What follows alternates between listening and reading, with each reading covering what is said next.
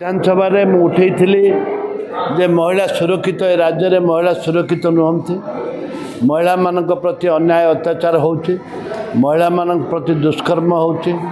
छोट शिशु मान छोट छोट झील मान स्कूल रे गर्भवती कर